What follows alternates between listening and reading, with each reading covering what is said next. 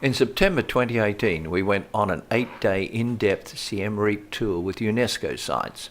This was a customized tour involving visiting the lake, a number of the temples in the area, and also, of course, some shopping and other trips. So I thought we'd put together a video. Here is Cambodia in the world map. You can see that the country is pretty well circled with Vietnam on one side, Laos on the top, and Thailand on the left. The capital is Phnom Penh, and the population is about 15 million people. They are 95% Buddhists. We flew from JFK to Guangzhou in China, which is about a 15-16 hour flight, using the Great Circle route, which when I plotted it on a map, I realized why when I looked down at the computer that was showing me where the plane was traveling, why we were going across Siberia.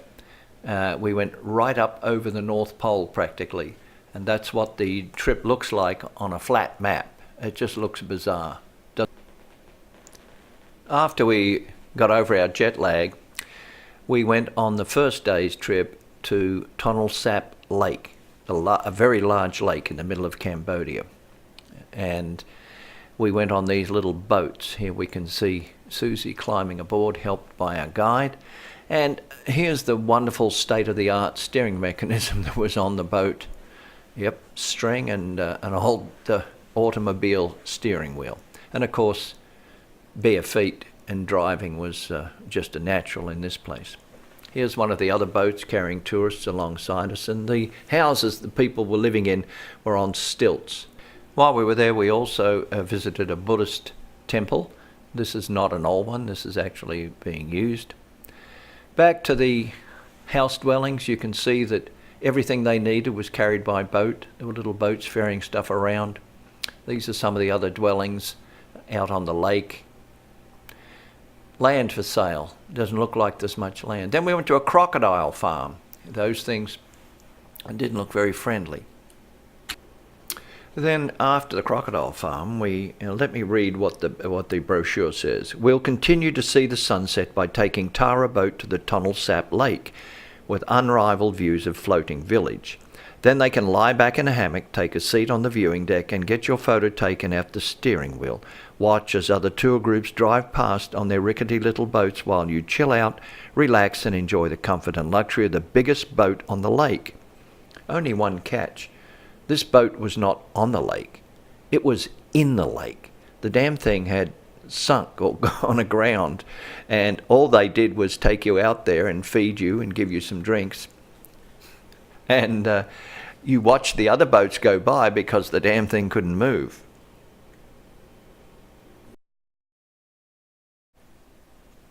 Angkor Thom is not a temple. It's actually means big city. Angkor Thom was established as the capital of Jayavarman VII Empire. It was the center of his massive building program. One inscription found in the city refers to Jayavarman as the groom and the city as his bride. The last temple known to have been constructed at Angkor Thom was dedicated in 1295. Thereafter, the existing structures continued to be modified from time to time, but any new creations were perishable materials and have not survived. Angkor Thom was abandoned sometime prior to 1609, when an early Western visitor wrote of an uninhabited city, as fantastic as the Atlantis of Plato. It is believed to have sustained a population of 80 to 150,000 people. The south gate of Angkor Thom, along with a bridge of statues of gods and demons, is here. 2 rows of figures, each carrying the body of a 7-headed naga or dragon.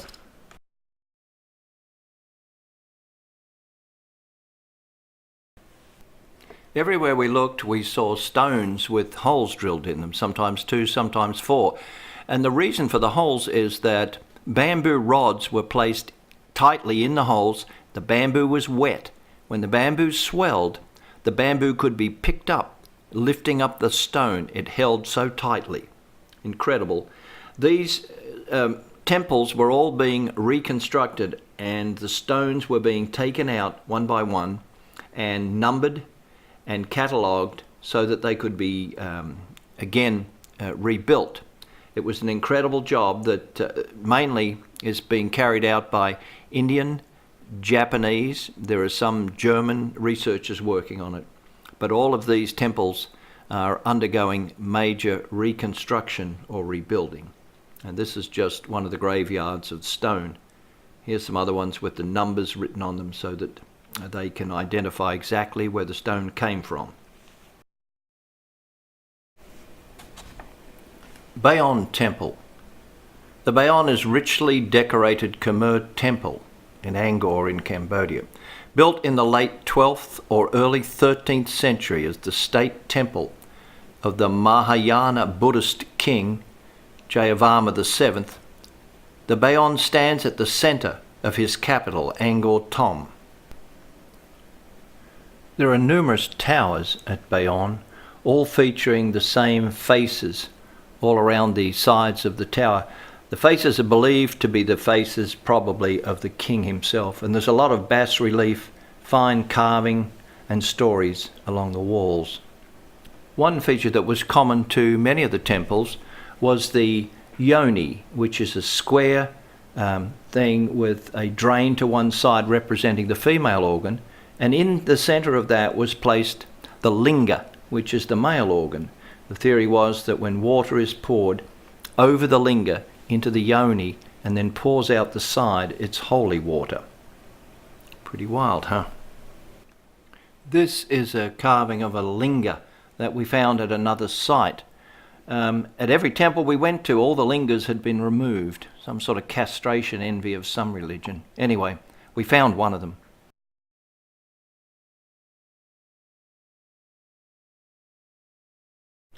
The Terrace of the Elephants was a 350-metre long terrace of elephants and used as a giant reviewing stand for public ceremonies and served as a base for the King's Grand Audience Hall. It has 5 outworks extending towards the central square, 3 in the centre and 1 at each end. Most of the original structure was made of organic material and has long since disappeared. Most of what remains are the foundations. This is the Bafuon Temple. It was built in the middle of the 11th century, 3-tiered temple mountain. By the late 15th century, it was converted to a Buddhist temple. By the 20th century, much of the temple had largely collapsed, and restoration efforts took on an epic quality, a large project to dismantle the temple so that its core could be reinforced before the whole is reconstructed again. Was abandoned after the Civil War broke out in 1970. The workers and archaeologists were forced to leave 300,000 carefully labelled and numbered blocks across 10 hectares. However, the plans identifying the pieces were lost during the decade of conflict with the Khmer Rouge. A second project to restore the temple was launched in 1996, and it took a team 16 years to complete what became known as the largest 3D jigsaw puzzle in the world. It's a pity we never got closer to have a look at this temple, but we were pretty well templed out at this point. Bantay Srai is a 10th century Cambodian temple dedicated to the Hindu god Shiva. It's built largely of red sandstone, a medium that lends itself to elaborate decorative wall carvings which are still observable today. The buildings themselves are miniature in scale, unusually so when measured by the standards of the Angkorian construction. These factors have made the temple extremely popular with tourists and have led to it being widely praised as a precious gem or the jewel of Khmer art. Ta Prohm is the modern name of the temple at Angkor, built in the Bayon style largely in the late 12th and early 13th century. It's located about a kilometre east of Angkor Thom. Ta Prohm is in much the same condition as it was found. The photogenic and atmospheric combination of trees growing out of the ruins and the jungle surrounding have made it one of Angkor Wat's most popular temples with visitors. UNESCO ascribed Ta Prohm with the World Heritage List in 1992. Today it's one of the most widely visited complexes in Cambodia's Angkor region. The conservation and restoration of Ta Prohm is a partnership project of the Archaeological Survey of India Angkor Wat, Capital Temple, is the largest religious monument in the world. On a site measuring 162 hectares, or 402 acres, it was originally constructed as a Hindu temple dedicated to the god Vishnu for the Khmer Empire, gradually transforming into a Buddhist temple towards the end of the 12th century. It was built in the early 12th century as a state temple and eventually a mausoleum, breaking from the Shiva tradition of previous kings. Angkor Wat was instead dedicated to Vishnu as the best preserved temple at the site. It is the only one to have remained a significant religious centre since its foundation. The temple is at the top of the high classical style of Khmer architecture. It has become a symbol of Cambodia, appearing on its national flag, and it is the country's prime attraction for visitors.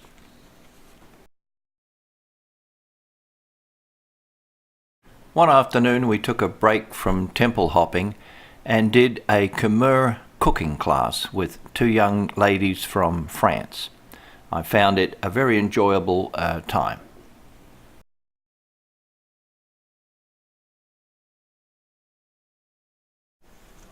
On our second last day we made a rather gruesome stop at the cultural site of the Khmer Rouge, Ta Mok House. It's along Road 68 and it's the house once owned by former Khmer Rouge commander Ta Mok from 1979 till 1997. At least 1.7 million people, nearly a quarter of Cambodia's population, died under the 1975-1979 Khmer Rouge from execution, disease, starvation and overwork, according to the Document Centre in Cambodia. From 1975 until Vietnam invaded in 1979, Cambodia experienced one of the worst genocides of the 20th century at the hands of Pol Pot, who's pictured here. Phnom Penh's glorious Parisian-style boulevards were emptied as ruthless cadres of mere babies handed AK-47s and indoctrinated with nihilic zeal forced the entire population to toil in the fields and ruthlessly culled anyone on the flimsiest pretense. Crying at a funeral, falling ill or wearing eyeglasses were deemed anti-revolutionary and met with torture and gruesome death.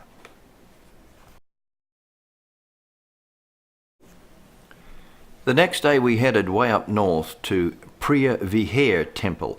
It's an ancient Hindu temple built during the period of the Khmer Empire and is situated atop a 525-metre cliff on the top of the mountains. Following a lengthy dispute in 1962 between Cambodia and Thailand over ownership, the International Court of Justice in The Hague ruled that the temple is in Cambodia. There's supposedly spectacular views across the mountains, but when I went up there and Susie stayed home on this one, it was pouring with rain, and when the rain stopped the fog came down. So it was a pretty miserable temple to look at. These are just general shots of the countryside showing what it looked like. There was houses being built. Of course, all the houses are on stilts. It's a very flat country and very wet. So this is just what we saw. This is Susie at the hotel we stayed. It was crowded, as you can see. We were the only ones there. And this is a view of their swimming pool. It was a lonely place. Sambor Pre Kook is an archaeological site located 109 miles east of Angkor and 206 kilometres north of Phnom Penh. Now a ruined complex, it dates back to the pre-Angkorian kingdom, the late 6th to 9th century, the oldest of any of the tombs or temples that we went to. Established as a central royal sanctuary and capital, Sambor Pre Kook was declared a UNESCO World Heritage Site very recently. It's located on the east bank of Tonle Sap Lake. A central part of Sambor Pre Kook is divided into three main groups. The buildings are principally made of brick, but sandstone is also used for certain structures.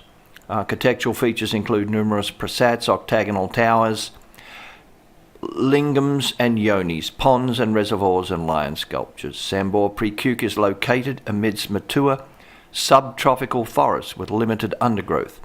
The area has been mined and could still contain unexploded ordnance. Yes, this is one of those terrifying squat toilets.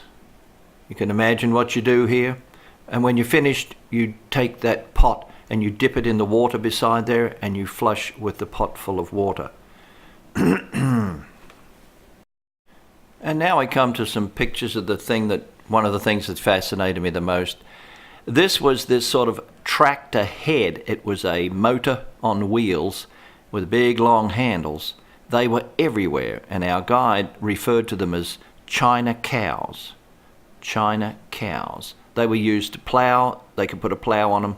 They were used to pull a trailer and people would sit on the trailer. They were even used to pull something like an 18-wheeler. I mean, they were incredible. And here we went to the showroom. I said I wanted to see some new and not just the ones on the road, and there's a picture of one there. So they're great. Then we went to the market. We rode on one of these tuk-tuks and did some great shopping. There's also a picture here of the elephant god, Ganesh, the god of overcoming obstacles, my favourite god. And of course, there was quite a few Buddhist monks, young Buddhist monks everywhere on the streets. And that's about it for the pictures. We had a great time, and the humidity was heavy, let's say. And a great place. We definitely saw all the temples we need to see.